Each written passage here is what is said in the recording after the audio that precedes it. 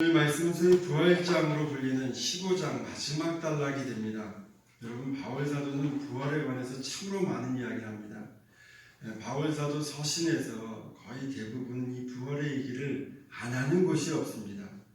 우리는 이제 설교 시간에, 말씀 시간에 이 부활에 대한 이야기들을 그렇게 많이 듣지 않기 때문에, 또 현대교회가 이 부활신앙을 강조하기에는 조금 이제 어떤 논리적으로 또 여러 가지로 증명해낼 수 없는 것이 부족하다 여겨서 말씀을 증거 안 할 뿐이지, 실제 바울사도는 초대교회의 각 서신서마다 이 부활신앙을 무척 많이 강조하고 부활에 대해서 또 교리적으로 많은 것들을 가르치고 있습니다.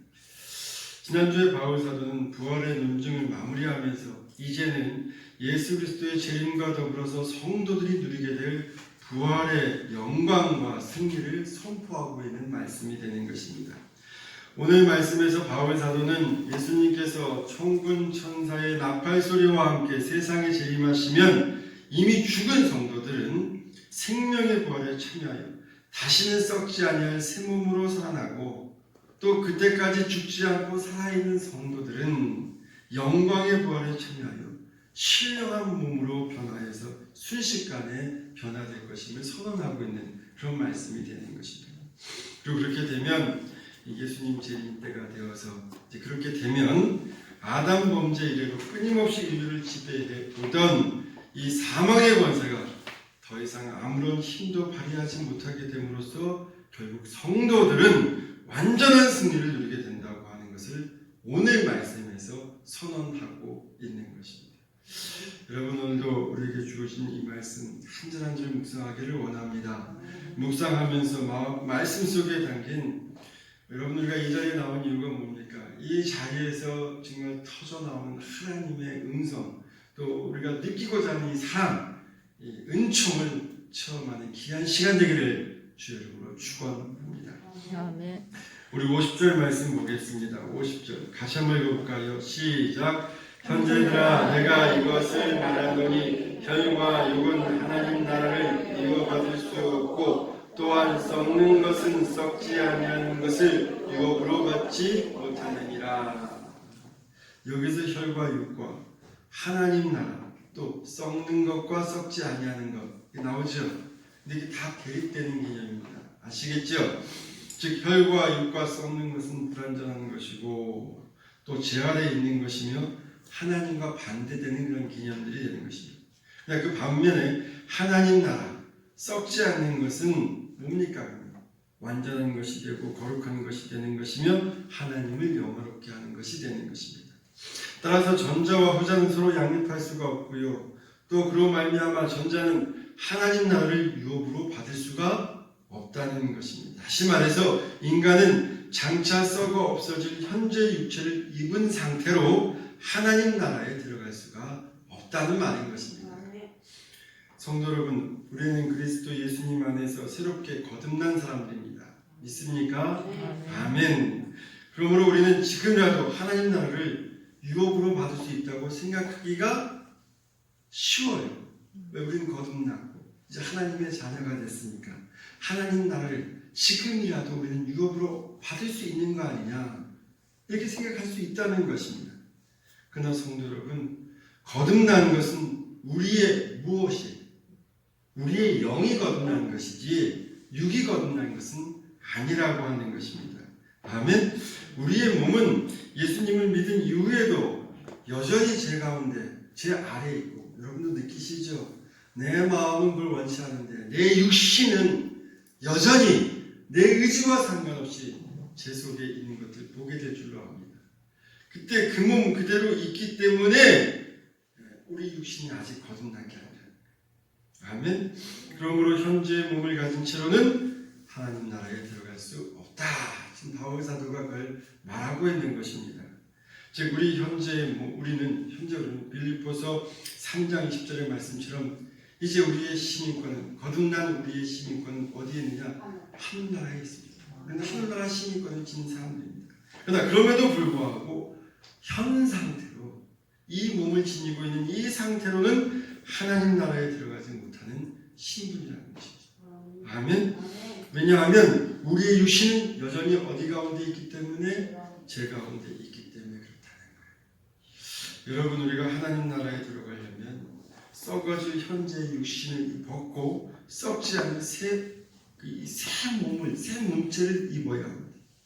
그럼 우리가 어떻게 해야 이 육신을 벗을 수 있는 것인가? 어떻게 해야 우리 이 육신을 벗을 수 있습니까? 죽어야죠. 죽어야만 합니다. 죽음으로써만 가능한 것이죠. 우리의 몸과 영은 우리가 살아있는 동안은 절대 하나이기 때문에 이 절대로 분리될 수가 없는 것입니다. 이는 오직 죽음으로만 우리의 영과 몸은 분리가 됩니다. 그러므로 우리가 이 죄의 몸을 벗어버리려면 반드시 어떻게 되느냐? 죽어야 한다는 것입니다. 그러나 그렇다고 해서 지금 당장 죽는다고 해서 죽자마자 새 몸체를 얻는 것은 아니죠. 그죠? 말씀해 보니까 우리 죽자마자 곧장 새 몸을 입는 건 아닙니다. 우리가 새 몸을 입게 되는 것은 언제? 예수님께서 재림하시는 날, 그때 우리는 새 몸을 입는다. 그동안은 자는 것이죠. 여러분, 우리가 새 몸을 입기 위해서는 반드시 죽음이 선행되어야 된다고 하는 것. 바로 이 부분에서 우리 성도들은 이 죽음에 대한 아주 분명한 인식을 가져야 될 줄로 믿습니다.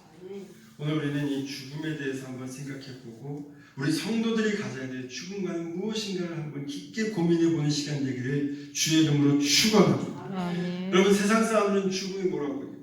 죽음이 끝이라고 합니다. 죽음이 종착이라고 생각하고 있습니다. 그래서 죽음을 원하는 거예요. 매우 아파하고 또한 죽음이 다가오면 두려워합니다.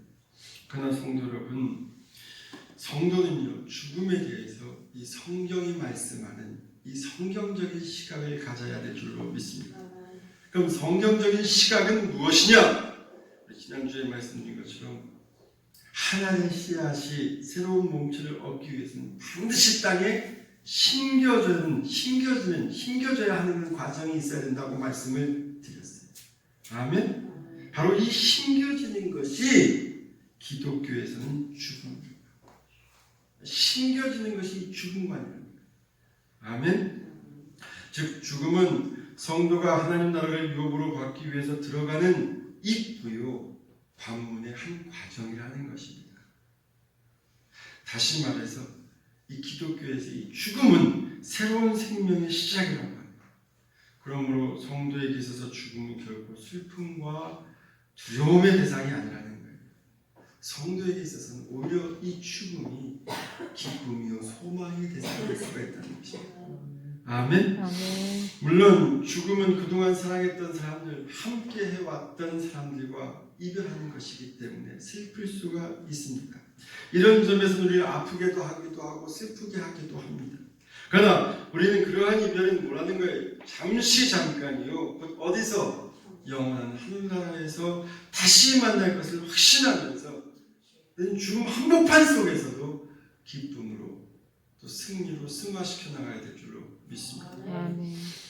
사랑하는 성도 여러분, 우리의 평화의 성도들은 이 시간 이후부터 이 죽음에 대한 시각이 온전하게 성경적인 시각이 되기를 바랍니다.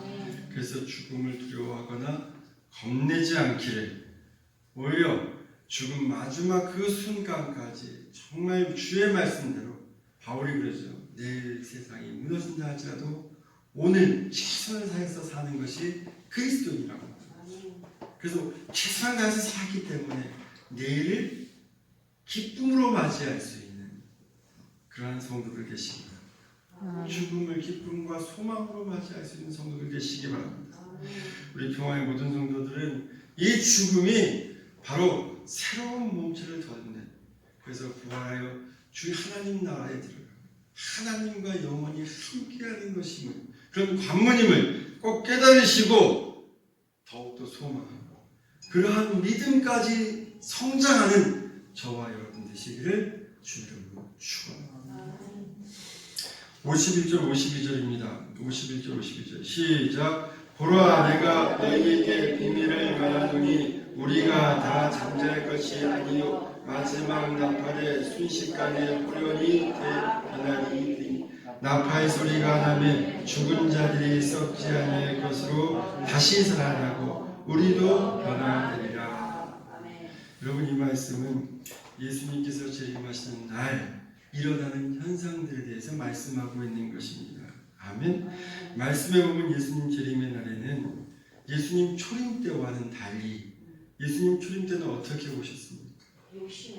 네, 어떤 특정한 곳에 아주 조용하게 오셨죠. 특정한 곳이라는 것은 갈릴리 그치요. 이 특정한 곳에 아주 조용하게 오셨다는 거예요. 그러나 예수님 재림의 때는 어떻게 오신다는 거예요? 예, 여기 보니까 나팔 소리도 울려 퍼지고 매우 공개적으로 누구나가 다 볼 수 있고 다 알 수 있도록 오신다라고 성경은 말하고 있습니다. 바울 사도는 여기서 그때 일어날 일들에 대해서 지금 말하고 있는 거예요. 그때 어떤 일이 그럼 일어나는 것인가? 첫 번째는 우리가 다 잠잘 것이 아니요라고 하고 있어요. 무슨 뜻입니까? 이는 죽음의 중단을 뜻하는 말인 것입니다. 아멘. 성도 여러분, 예수님 재림과 동시에 가장 먼저 일어나는 일은 죽음의 중단이 됩니다. 아멘. 여러분, 많은 사람들이 성경이 증거하는 바 부활을 온전히 믿지 못하는 이유가 뭡니까? 성경에서는 부활을 분명하게 증거하고 있는데 그렇게 증거함에도 불구하고 많은 사람들이 부활을 온전하게 믿지 못해요. 그 이유가 뭔 줄 아십니까?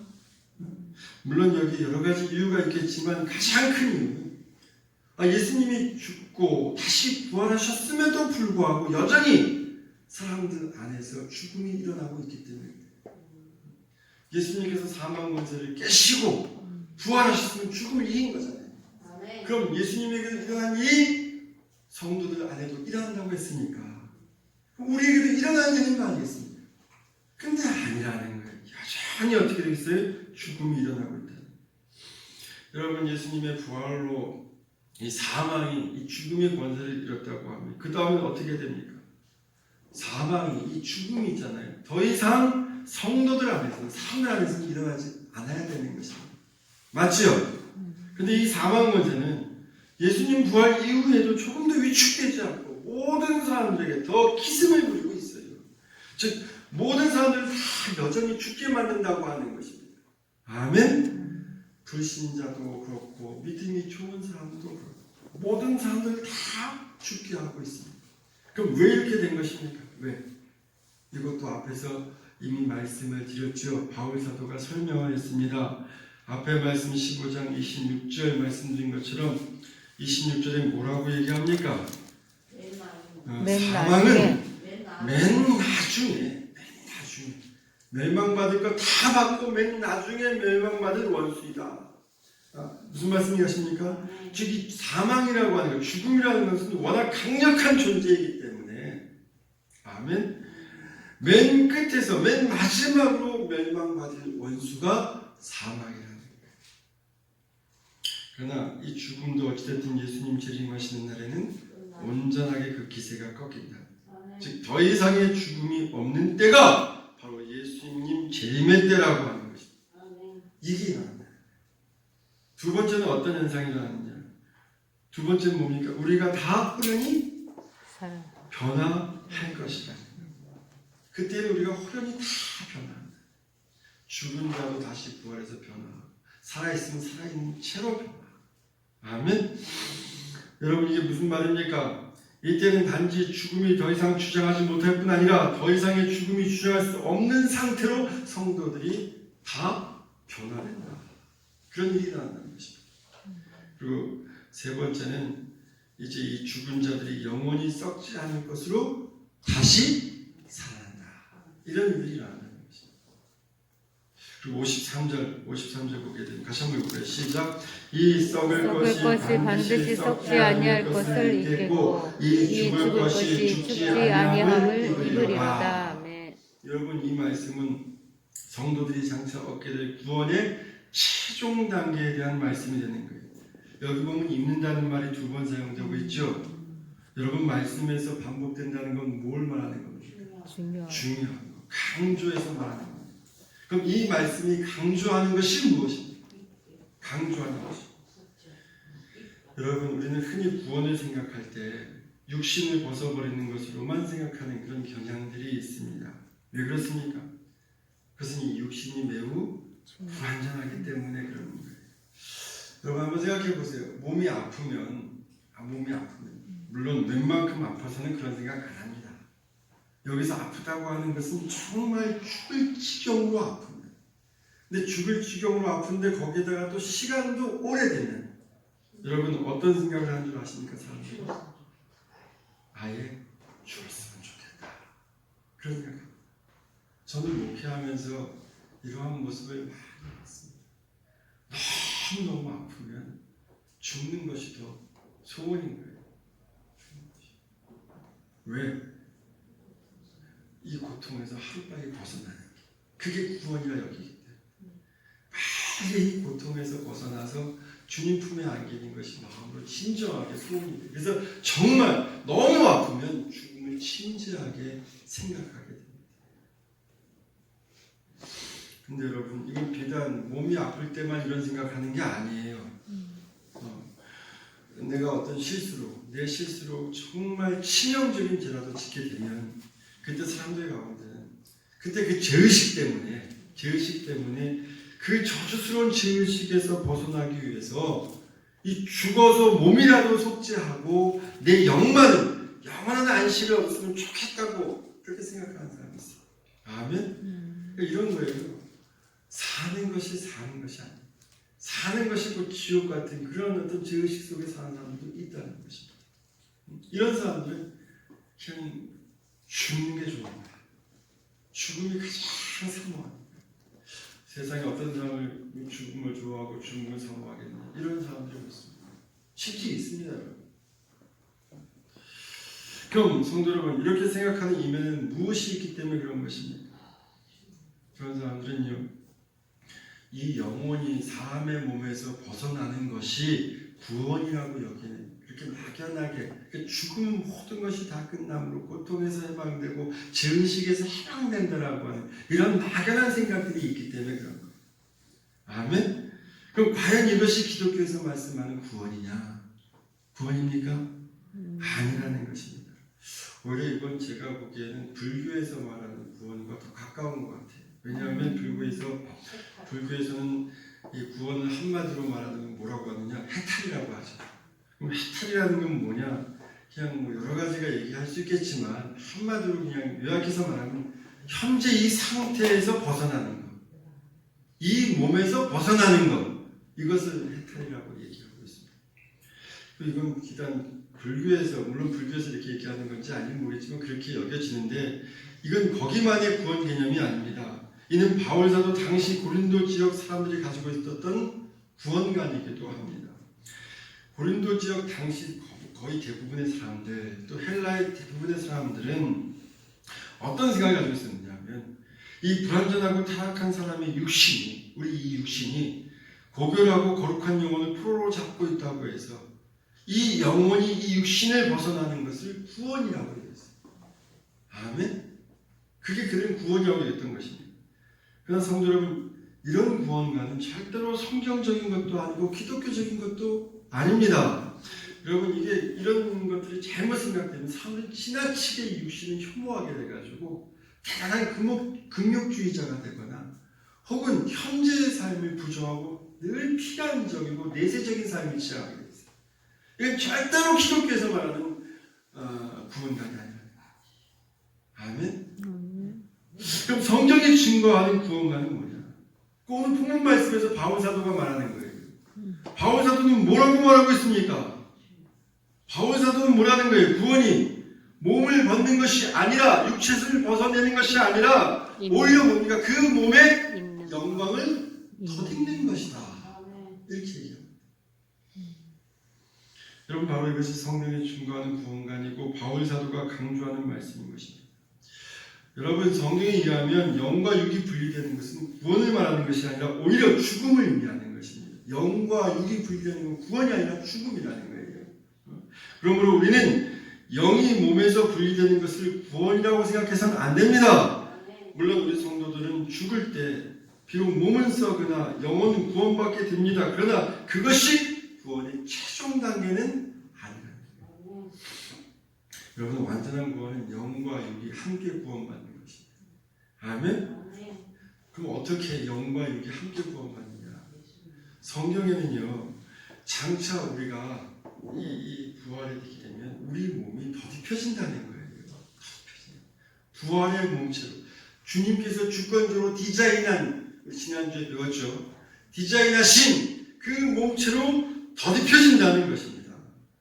근데 여기서 중요한 건 이 주님께서 우리를 새롭게, 우리의 몸체, 이 현재 몸체에 더딥혀주는 이 몸체가 지금 우리 현재의 삶에 우리 몸과 전혀 무관한 것은 아니라는 거예요. 이걸 잘 아셔야 됩니다. 아멘. 물론 이 부활체, 주님께서 더럽혀주신 이 부활체는 그 특성이나 상태에서 현재 우리 몸과는 확연하게 다릅니다. 분명하게 다릅니다. 다르지만 중요한 건 현재의 몸이 더럽혀져서 변화하여 된 것이라고 하는 것. 이걸 잊지 말아야 돼요. 즉 부활체는 우리의 몸이 썩거나 혹은 그대로 있거나 간에 바로 이 현재 몸에 하나님의 영광이 더딥혀짐으로써 뭐라는 거예요? 완전히 영광스러운 변화를 이룬 용이라는 거예요. 그래서 여러분 성경에 보게 되면 예수님께서 부활하시고 부활체를 입고 제자들에게 왔을 때 처음은 몰라보지만 나중에 제자들이 알아보죠. 분명 예수님은 아닌데 예수님을 알아보잖아요. 아멘. 아멘. 그러니까 그 부활체가 현재 그 예수님께서 육신 이 땅에 계실 때의 부활체하고 전혀 별개의 것은 아니라는 걸 우리 그 말씀 속에서 짐작할 수가 있다고 하는 거죠. 그래서 여러분 여기서 우리가 중요한 건 뭐냐? 현재 우리 몸도 소중히 여겨야 됩니다. 지금 내 이 현재의 몸 소중히 여겨야 돼요. 이 현재의 몸을 소중히 여기라고 하는 말은 다른 말은 무슨 말이냐? 현재 나의 삶을 귀히 여겨야 하는 겁니다. 귀히 여기고 충실하게 살라는 것입니다. 바울 사도가 각 서신마다 오늘 새벽에 우리 데살로니가전서 묵상했는데 후서 묵상했는데 거기서도 내일 부활이 임한다 할지라도 오늘 최선을 다해서 살라 이 얘기하거든요. 그러니까 현재 나의 삶, 나의 삶을 이 몸을 정말 귀히 여기라는 거예요. 이 몸에 이 삶에 그러면 하나님께서 더럽혀 주신 거기 때문에 이 몸에 이 삶에 더럽혀 주신 거기 때문에 귀히 여겨야 됩니다. 그래서 여러분 성경은 그런 말 하지 않습니까? 심은 대로 거둔다. 이 몸에 여러분이 무엇을 심겠습니까? 아멘. 썩어질 것을 심으면 썩어질 것을 거둘 것이고 이 몸에 영원히 썩지 않을 것을 심으면 영원히 썩지 않을 것을 거둔다. 그러니까 심은 대로 거둔다. 여러분 몸에 정말 좋은 것을 심으시기 바랍니다. 우리 평화의 모든 성도들은 현재 이렇게 주어진 삶, 오늘 예배 못 드리면 다음 주에 드리겠지 이게 아니라 오늘 내가 생명이 있고 숨을 쉴 수 있고 살아있다가 오늘 내게 부어진 그 은혜를 또 사모하는 심령으로 최선을 다해서 말씀을 받고 또 말씀대로 살아가는 매 순간 귀히 여기는 성도들 되시기 바랍니다. 오늘 많은 사람들은 현재를 안 살고 다 미래에 저축하려고 난 나중에 이렇게 살기 위해서 현재를 사는 거야. 너무 안타까운 거예요. 난 나중에 이렇게 하기 위해서 현재를 이렇게 지내고 있어. 지금 땡겨오시기 바랍니다. 지금 사랑하시고 지금 이해하시고 지금 전도하시고 지금 주의를 하시고 54절입니다. 54절 시작. 이 썩을 것이 썩지 아니함을 입고 이 죽을 것이 죽지 아니함을 입을 때에는 사망을 삼키고 이기리라고 기록된 말씀이 이루어지리라. 이 말씀 바울 사도가 부활에 관한 자신의 이 논증이 자신의 주장이나 자신의 말이 아닌 바로 하나님의 말씀을 지금 이 말씀을 통해서 증거하고 있는 거예요. 여러분 이사야 25장 8절 한번 보시기 바랍니다. 이사야 25장 8절 시간이 없는 관계로 제가 한번 읽어드리겠습니다. 사망을 영원히 멸하실 것이다.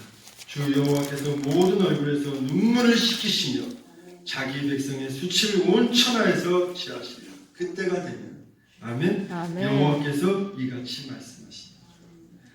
그때가 되면 사망을 영원히 멸하시고 주 여호와께서 모든 얼굴에서 이 모든 얼굴은 물론 당신의 백성들을 말하는 겁니다. 그 얼굴에서 눈물을 씻기시며 자기 백성의 수치를 온 천하에서 제할 것이다. 영광스럽게 만드시고. 자, 이 말씀은 누가 했느냐? 이사야가 얘기했습니다. 그죠? 그러니까 바울 사도는 이 부활은 이미 자기로부터 800년 전입니다. 800년 전에 이사야 선지자가 성경에서 예언하고 있는 말씀이다 이렇게 얘기하고 있습니다. 그럼 또 이사야는 뭐냐? 25장 8절에 보게 되면 이사야도 그 뒤에 누구의 말씀이라고 얘기했습니까? 이 말씀은 누구의 말씀? 여호와 하나님의 말씀. 여호와께서 이같이 말씀하셨습니다. 이게 무슨 말입니까? 이사야 선지자 역시 이 부활에 관한 말씀은 자신의 생각이나 주장이 아니라는 것입니다. 이는 분명 하나님께서 친히 말씀하십니다. 친히. 그럼 어떻게 된다는 거예요? 부활은 반드시 실현된다는 것입니다. 왜냐?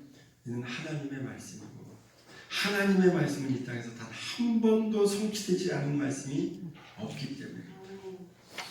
성도 여러분, 만약에 우리가 부활을 믿지 못하게 되면 그것은 곧 하나님의 말씀을 믿지 못하게 되는 것이고 더 나아가서 성경을 부정하는 것이 되는 겁니다.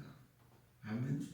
그러므로 이 부활을 반드시 믿어야 돼요. 아니, 믿는 게 아니라 아직 안 믿어질 수 있습니다. 당연한 거예요.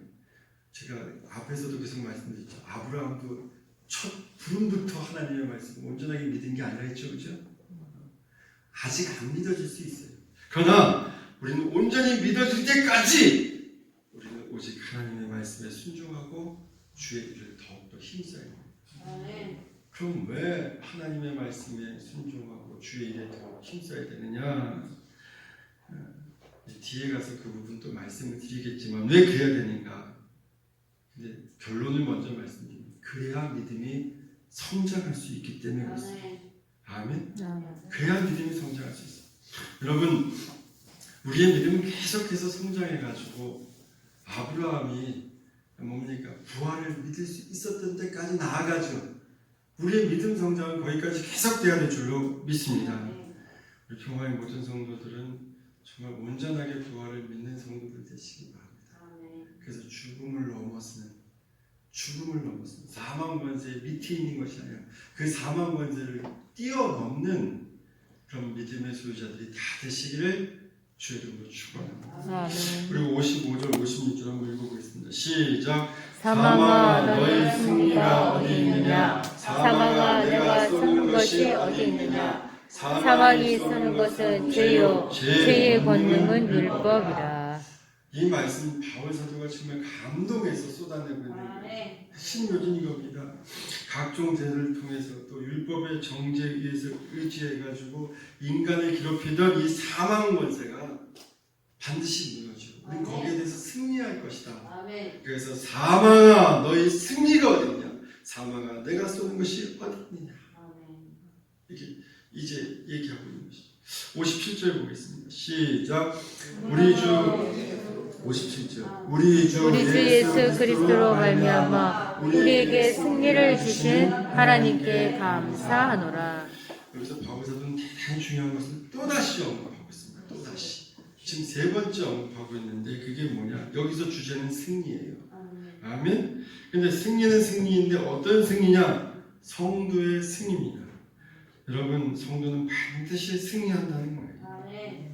반드시 사망 권세를 물리치고 승리하게 되어 있다는 것입니다. 근데 여기서 이 중요한 것은 이 승리를 누가 주신다는 거예요. 내가 나의 삶의 결과가 아니라는 거예요. 바울 사도의 한결같은 주장은 그 승리는 오직 하나님이 주신다. 그러므로 성도들은 앞에서 계속해서 강조해서 말씀하고 있지만 어디 안에 있어야 된다고요? 예수 안에. 아멘. 제가 주일날 지나고 우리 성도들 계속해서 전화합니다. 요즘 코로나 때문에 전화하기가 쉽습니다. 저도. 근데 뭐 근거가 없으면 전화할 때가 부담스럽고 교회 나오라고 안 나오면 재촉하는 것 같아서 부담스러워서 저도 전화를 못 하는데 요즘은 뭐 안 나와도 뭐 다 이해하니까 그래서 그냥 안부 전화식으로 못 오면. 근데 그 속에 사실 제 마음, 우리 성도들만큼은 그리스도 안에 계속 어떤 식으로 지금 은혜가 있어서 기분이 너무 은혜롭고 충만해서 붙어있든 또 그렇지 못한 힘들고 어려운 가운데 붙어있어야 승리가 될 수 있습니다. 그래서 우리 성도들만큼 내게 주어진 우리 모든 영혼들만큼 이 주의 안에 있기를 소망하면서 전하는 여러분 전화할 때 부담 갖지 마시고 그냥 안부 전하는가 보다 이렇게 못 나오면 당연히 전화 오는가 보다 목사님이 우리 성도들은 뭐 어쨌건 간에 앞에서 이게 지금 이게 3번 반복되는 말씀 여러분 쭉 앞에서 묵상하시는 분 아시죠? 인 그리스도 앞에 여기 보게 되면 붙어 있어야 됩니다. 지난주에도 있고 첫 지난주에도 있고 붙어 있어야 된다고 하는 겁니다. 그럼 붙어 있는다는 건 뭘 말하느냐? 그 말씀 안에서 그 말씀에 순종하면서 내가 하나님의 백성임을 확인하는 이 예배의 자리에 꼭 나와야겠죠, 그죠? 이건 내가 하나님의 백성임을 확인하는 거니까. 그래서 우리 성도들은 붙어 있길 바랍니다. 힘들 때도 붙어 있고 또 좋을 때도 붙어. 왜 승리는 결국 누가 주십니까? 하나님 주십니다. 58절 마지막 말씀 우리 함께 읽겠습니다. 시작. 그러므로 내 사랑하는 형제들아 견실하며 흔들리지 말고 항상 주에게 더욱 힘쓰는 자들이 되어 이는 너희 수고가 주 안에서 헛되지 않은 줄 알리라. 여기는 이제 바울사도가 마지막으로 사랑 가득한 음성으로 고린도 교인들에게 권면하고 있는데 첫 번째 권면의 핵심 요지는 믿음을 견고하게 하고 흔들리지 말라. 첫 번째 권면 요지. 여러분 야고보서 1장 6절 한번 펴보시겠습니까? 야고보 사도가 거기서 이런 말 하죠. 1장 6절에서 8절 한번 같이 읽어보겠습니다.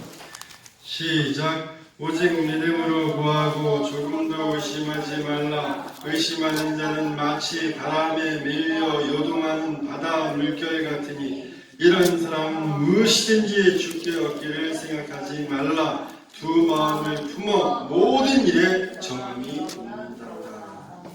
야고보 사도는 요동하고 물결치는 성도는 하나님 앞에 아무것도 아예 무엇이 근무도 받을 생각하지 말라.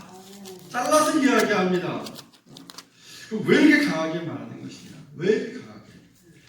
여러분 하나님을 향한 우리의 믿음이 견고하지 못하고 흔들리려고 하는 것은 곧 하나님에 대한 의심이요 불신이기 때문에 그렇습니다. 아멘. 하나님을 불신하고 의심하는 자, 하나님 앞에 무언가 받으려고 한다면 이건 정말 앞뒤 안 맞는 정말 어불성설이고 아이러니한 일이 되는 것이. 우리 평화의 성도들은 그러지 마시기 바랍니다. 견고하게 믿으시고 흔들리지 마시기 바랍니다. 믿음은 거기서부터 시작되는 거예요. 두 번째 권면은요. 여기 보니까 바울사는 고린도 교인들에게 항상 주의 일에 힘쓰는 자가 되라. 힘쓰는 자가 되라. 이 표현을 보아서 고린도 교인들은 지금까지 주의 일에 힘쓰는 교회였습니다.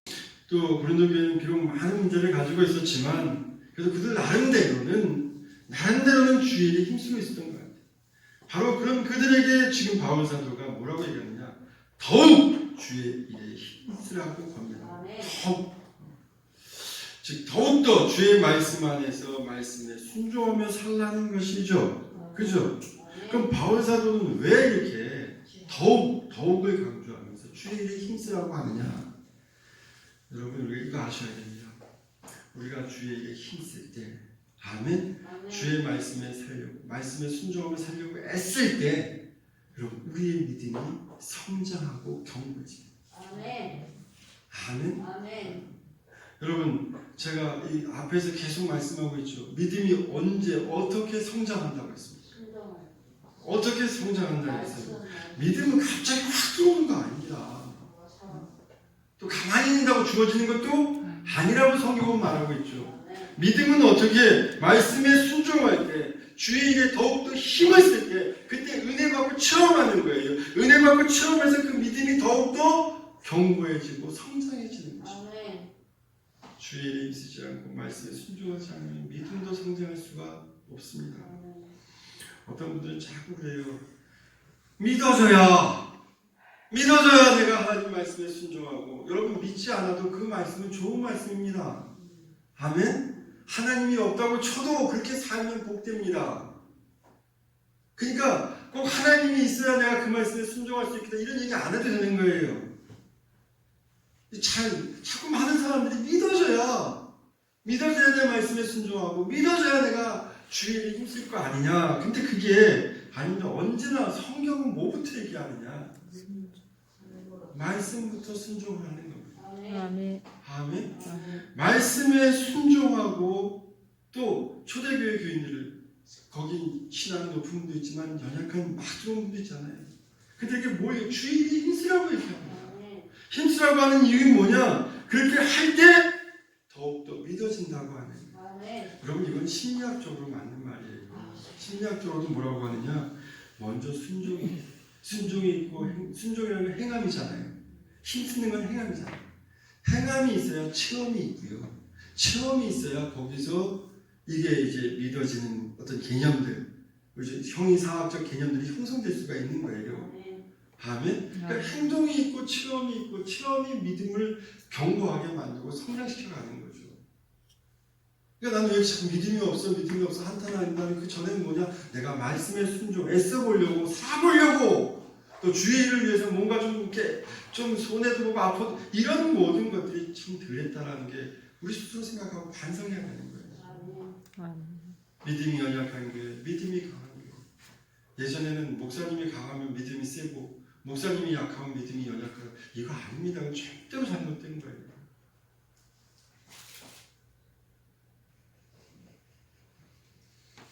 여러분 우리 믿음이 성장하기 바랍니다. 아멘. 성장해서 우리가 부활신앙에까지 이르게 죽음도 두렵지 않고 오히려 죽음도 은혜로 받을 수 있는 그러한 믿음까지 성장해야 될 줄로 믿습니다. 아멘. 아멘. 그리고 세 번째 권면은 뭐냐? 이는 너희 수고가 주 안에서 헛되지 않은 줄 알미라. 여러분 성경은 우리가 주 안에서 이 말씀대로 사는 거 절대 헛된 것이 아니다. 너희가 하나님을 믿든 믿지 않든 계시든 아니든 뭐 그걸 확신하든 안 하든 일단 말씀대로 사는 거 절대 너희 인생에서 헛된 거 아니다. 바울 사도는 그렇게 가르쳤습니다. 실제로 철학자이기 때문에 바울 사도 또한 철학자죠. 근데 오늘날도 많은 사람이 성경 말씀대로 살아서 손해볼 건 없습니다. 그런 얘기해요. 아멘. 아멘. 근데 우리는 그렇게 믿지 마시고 하나님의 백성 아닙니까? 하나님을 있다고 믿고 하나님을 나의 구주 성인을 믿는 사람 아니겠습니까? 그러니까 우리는 하나님께서 말씀하셨기 때문에 아멘. 주 안에서 말씀을 순종하려고 애쓰는 것이고 또 주의 일을 그러면 바울이 뭐라고 얘기하느냐? 그 수고가 절대 헛되지 않다. 하나님을 모르는 사람들은 그 수고가 너희가 복받는 길이다 하지만 우리는 뭐라고 얘기하느냐? 그 수고가 헛되지 않는 이유는 하나님께서 다 보상해 주시고 돌봐주시고 책임져주시기 때문에 아멘. 아멘. 교마의 성도들은 오늘 이 권면 세 가지 권면 기억하시지요? 그죠? 흔들리지 마라. 견고하게 너희 믿음을 가지고 가라. 흔들린다는 거 이거 하나님을 불신하는 거야. 하나님을 신뢰하지 못하는 거야.